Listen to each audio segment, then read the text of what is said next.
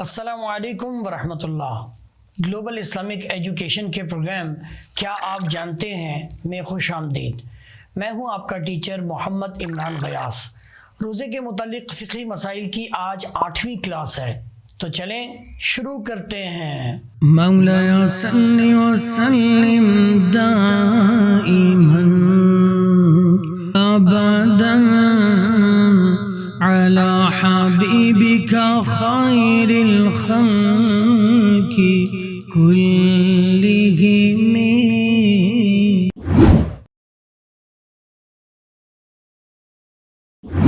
اگر کسی شخص کے مسوڑوں سے خون نکلنے کی بیماری کی وجہ سے خون نکل کر حلق سے نیچے اتر گیا تو کیا اس کا روزہ برقرار رہے گا؟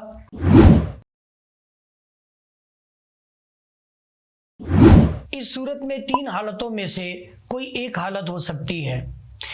اگر خون مقدار میں اتنا تھا کہ تھوک پر غالب آ گیا، یعنی تھوک کا رنگ سرخی مائل ہو گیا، تو روزہ ٹوٹ جائے گا۔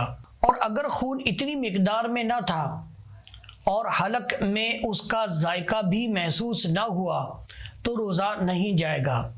اور اگر خون مقدار میں تو کم تھا مگر اس کا ذائقہ حلق میں محسوس ہوا تو بھی روزہ ٹوٹ جائے گا۔ صدر الشریعہ بدر الطریقہ مولانا امجد علی اعظمی رحمہ اللہ ارشاد فرماتے ہیں، دانتوں سے خون نکل کر حلق سے نیچے اترا اور خون تھوک سے زیادہ یا برابر یا کم تھا مگر اس کا ذائقہ، اس کا مزہ حلق میں محسوس ہوا تو ان سب صورتوں میں روزہ جاتا رہا۔ اور اگر کم تھا اور مزہ بھی محسوس نہ ہوا تو روزہ نہیں ٹوٹا۔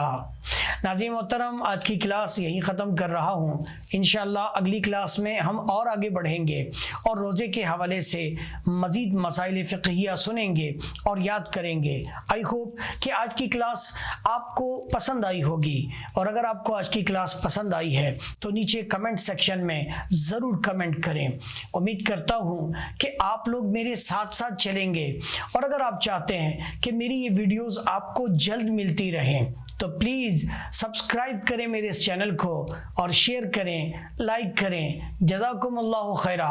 Thank you. مولایا صلی وسلم دائما